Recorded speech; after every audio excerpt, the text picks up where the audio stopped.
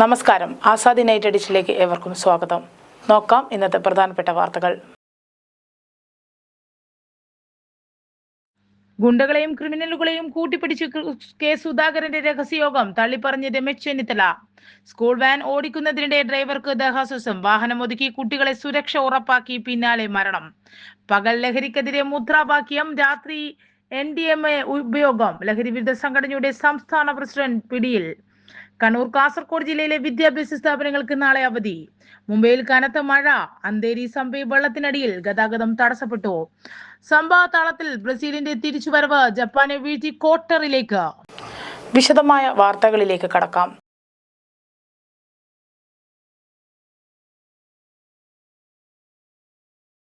ഗുണ്ടകളെയും ക്രിമിനലുകളെയും കൂട്ടിപ്പിടിച്ച് K സുധാകരന്റെ രഹസ്യയോഗം തള്ളിപ്പറഞ്ഞ് രമേശ് ചെന്നിത്തല. സംസ്ഥാന സർക്കാരിന്റെ ലഹരി വിരുദ്ധ, കോൺഗ്രസ് വിരുദ്ധ പ്രചാരണങ്ങളെ പ്രതിരോധിക്കാൻ എന്ന പേരിൽ കെ സുധാകരൻ MPയുടെ നേതൃത്വത്തിൽ കൊച്ചിയിൽ ഗുണ്ട നേതാക്കളുടെയും ക്രിമിനൽ കേസ് പ്രതികളുടെയും രഹസ്യയോഗം. യോഗത്തിൽ കൊടും ക്രിമിനലുകൾ പങ്കെടുത്തതിന്റെ ദൃശ്യങ്ങൾ പുറത്തുവന്നതോടെ ആഭ്യന്തര മന്ത്രി രമേശ് ചെന്നിത്തലയും എറണാകുളം DCCയും സുധാകരനെ പൂർണ്ണമായി തള്ളിപ്പറഞ്ഞു. യോഗം തങ്ങളുടെ അറിവോടെയല്ലെന്നും ഒരുവിധ കൂടിയാലോചനയും സുധാകരൻ നടത്തിയിട്ടില്ലെന്നുമാണ് DCC നേതൃത്വത്തിന്റെ വിശദീകരണം. ഇത്തരമൊരു യോഗത്തെക്കുറിച്ച് താൻ അറിഞ്ഞിട്ടില്ലെന്ന് ആഭ്യന്തരമന്ത്രി രമേശ് ചെന്നിത്തലയും വ്യക്തമാക്കിയതോടെ സുധാകരൻ പൂർണ്ണമായി ഒറ്റപ്പെട്ടു. ഇത് സർക്കാരിന്റെ ഔദ്യോഗിക പരിപാടിയല്ലെന്നും ഇങ്ങനെ ഒരു യോഗം സർക്കാർ വിളിച്ചു ചേർത്തിട്ടില്ലെന്നും ചെന്നിത്തല കൂട്ടിച്ചേർത്തു.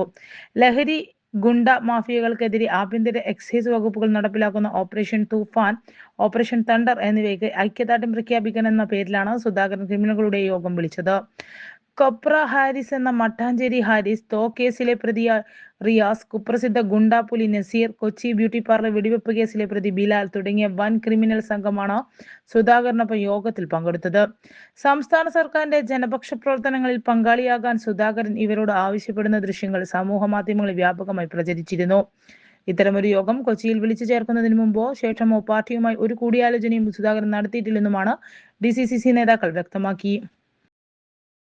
സെൻസസ് 2027 എന്യൂമറേറ്റർ നാളെ മുതൽ വീട്ടിലെത്തി വിവരം ശേഖരിക്കും. ജില്ലയിൽ ആകെ 4100 എന്യൂമറേറ്റർ. ദേശീയ സെൻസസ് 2027 ആദ്യഘട്ടമായ വീടുകളുടെ പട്ടിക തയ്യാറാക്കലും വീടുകളുടെ സെൻസസും ജൂലൈ 1 മുതൽ 30 വരെ നടക്കും. ഈ കാലയളവിൽ എന്യൂമറേറ്റർ വീടുകളിൽ എത്തി വിവരശേഖരണം നടത്തും. കണ്ണൂർ ജില്ലയിൽ ആകെ 4100 എന്യൂമറേറ്റർ ആണുള്ളത്. ജില്ലയിലെ താലൂക്ക്, മുനിസിപ്പാലിറ്റി, കോർപ്പറേഷൻ തലങ്ങളിൽ 16 ചാർജുകളുമായി തിരിച്ചാണ് എന്യൂമറേറ്ററെ വിന്യസിച്ചിട്ടുള്ളത്. തലശ്ശേരി താലൂക്കിലാണ് കൂടുതൽ എന്യൂമറേറ്റർമാർ, 818. ഇതിനു പുറമെ ജില്ലയിൽ 670 സൂപ്പർവൈസർമാരുമുണ്ട്. ആദ്യത്തെ 3 ദിവസം എന്യൂമറേറ്റർമാരുടെ കൂടെ സൂപ്പർവൈസർമാരും ഫീൽഡിൽ ഉണ്ടാകും. ആകെ 33 ചോദ്യങ്ങളാണ് വീടുകളിലെത്തുന്ന എന്യൂമറേറ്റർ വിവരശേഖരണത്തിനായി ചോദിക്കുക. ഈ ചോദ്യങ്ങൾ നേരത്തെ വെബ്സൈറ്റിൽ പ്രവേശിച്ച് സെൽഫ് എന്യൂമറേറ്റർ നടത്താൻ ജൂൺ 30 വരെ അവസരം നൽകിയിരുന്നു. സെൽഫ് എന്യൂമറേറ്റർ മുഖേന വിവരം നൽകിയവർക്ക് ലഭിച്ച OL തുടങ്ങുന്ന 11 അക്ക SCID നമ്പർ എന്യൂമറേറ്റർക്ക് നൽകിയാൽ എന്യൂമറേറ്റർ ഈ 33 ചോദ്യങ്ങൾക്ക് വീണ്ടും വിവരശേഖരണം നടത്തേണ്ടതില്ല. നൽകിയ ഉത്തരങ്ങൾ സ്ഥിരീകരിച്ചാൽ മാത്രം മതി.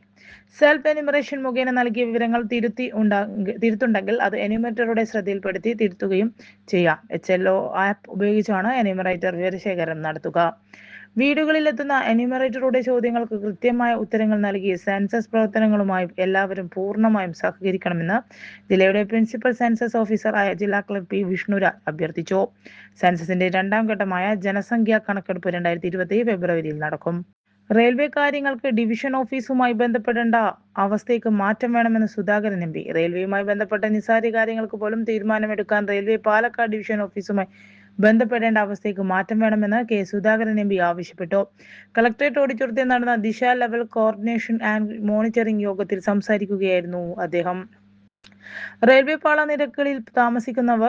പാളത്തിനരികിൽ താമസിക്കുന്നവർക്ക് നിർമ്മാണ പ്രവൃത്തി നടത്തണമെങ്കിൽ റെയിൽവേയുടെ എതിർപ്പില്ല രേഖ വേണം.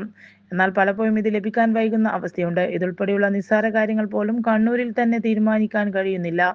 ഈ കാര്യത്തിൽ റെയിൽവേ ഉദ്യോഗസ്ഥർ തന്നെ പരിഹാരം കാണണമെന്ന് MP ഉന്നയിച്ചു. റെയിൽവേയുടെ ഒരു എക്സ്റ്റൻഷൻ ഓഫീസ് എന്ന രീതിയിൽ താൽക്കാലിക സംവിധാനം കണ്ണൂരിൽ സാധ്യമാകുമോ എന്നത് പരിശോധിക്കണമെന്ന് യോഗത്തിൽ അധ്യക്ഷത വഹിച്ച ADM PN പുരുഷോത്തമൻ റെയിൽവേ ഉദ്യോഗസ്ഥരോട് ആവശ്യപ്പെട്ടു. വിദ്യാഭ്യാസ ലോൺ എടുത്ത് അന്യസംസ്ഥാനത്ത് പോകുന്ന വിദ്യാർത്ഥികൾ ലോൺ തുക സമയത്ത് കിട്ടാത്തതിനാൽ ബുദ്ധിമുട്ടിലാകുന്ന കാര്യം MP ചൂണ്ടിക്കാട്ടി. പഠനം തുടങ്ങി കഴിഞ്ഞ ശേഷമായിരിക്കും ബാങ്ക് പണം നൽകാത്ത അവസ്ഥ ഉണ്ടാകുന്നത്.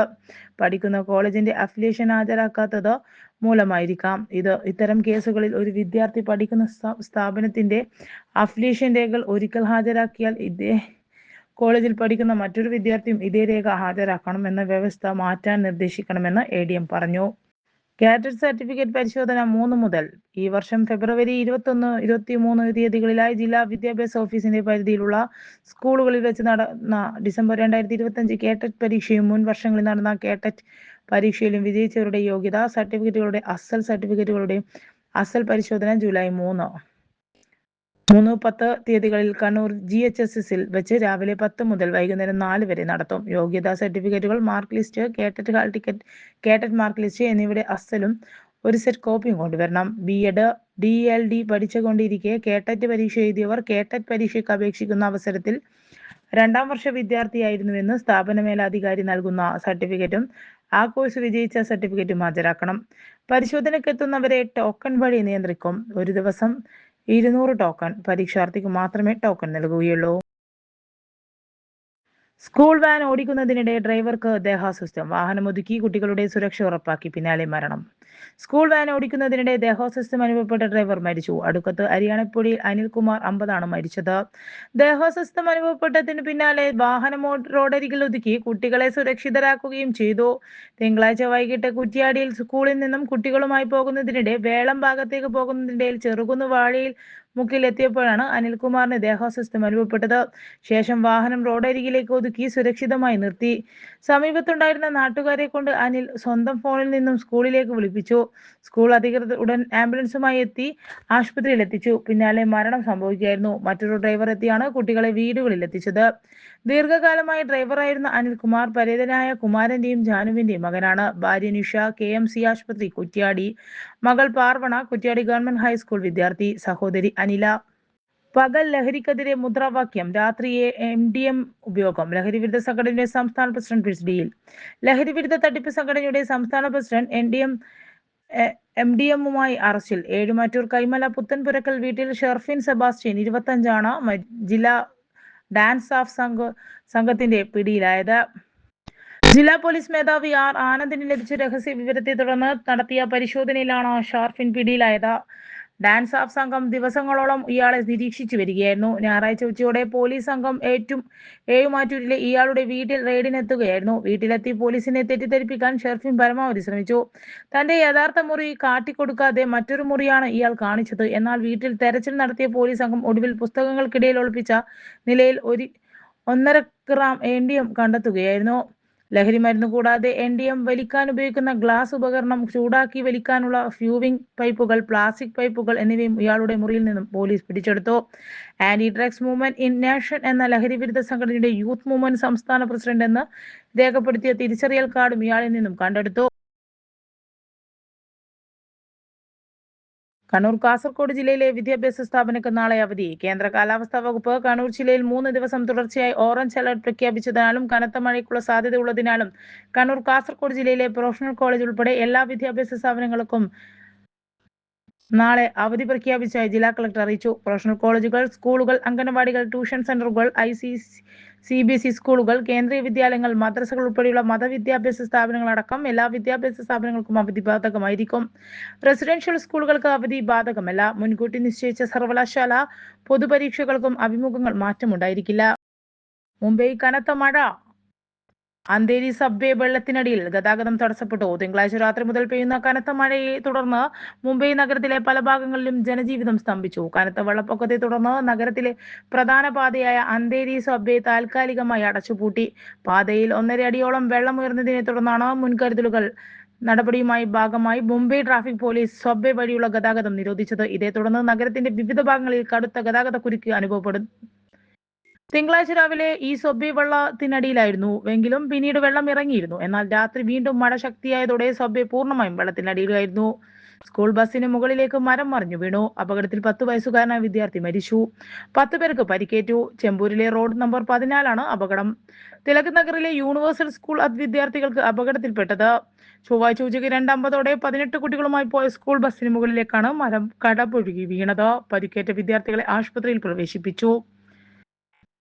12 പേരെ ആദ്യം തന്നെ സുരക്ഷിതമായി ഒഴിപ്പിച്ചു. ബാക്കി കുട്ടികളെ മരം മുറിച്ചു മാറ്റുകയും ക്രെയിൻ ഉപയോഗിച്ച് പുറത്തെടുത്ത് അടുത്ത 48 മണിക്കൂർ നേരത്തേക്ക് നഗരത്തിലും പ്രാന്തപ്രദേശങ്ങളിലും ആകാശമേഘാവൃതമായി ഇരിക്കുമെന്നും രാത്രിയിലും പുലർച്ചെയും അതിശക്തമായ മഴ പെയ്യാൻ സാധ്യതയുണ്ടെന്നും കാലാവസ്ഥാ വകുപ്പ് അറിയിച്ചു. ജൂലൈ 1 മുതൽ ജൂലൈ 4 വരെയുള്ള ദിവസങ്ങളിൽ മുംബൈയിൽ മഴയുടെ തീവ്രത വർദ്ധിക്കുമെന്നാണ് പ്രവചനം.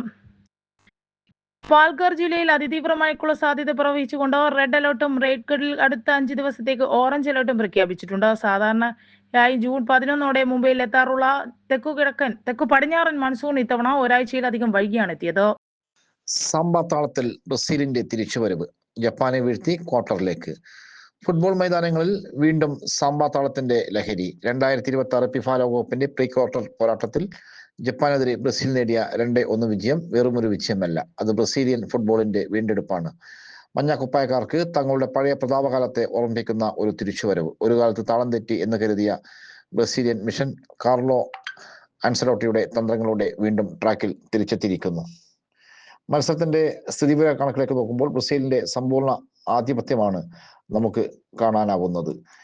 66% പന്തടക്കം എന്നത് ജപ്പാന്റെ പ്രതിരോധത്തിന്മേൽ ബ്രസീൽ ചെലുത്തിയ സമ്മർദ്ദത്തിന്റെ തെളിവാണ്.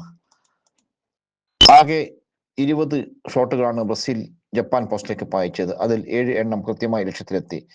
92% പാസിംഗ് അക്വേഴ്സുമായി മധ്യനിരയിൽ ബ്രൂണോ ഗിമറസും കസമിറയും നടത്തിയ ഒത്തിണക്കം എതിരാളികൾക്ക് ഒരവസരവും നൽകിയില്ലെന്ന് തന്നെ പറയാം.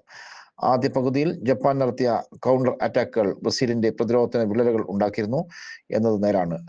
ഡാനിലോയുടെ പിഴവിൽ നിന്ന് ജപ്പാൻ ഗോൾ നേടിയപ്പോൾ ഗാലറിയിൽ ആരാധകർ ഒന്ന് ഞെട്ടി. എന്നാൽ അവിടെയാണ് ഈ ബ്രസീലിയൻ ടീമിന്റെ കരുത്ത് തെളിഞ്ഞത്.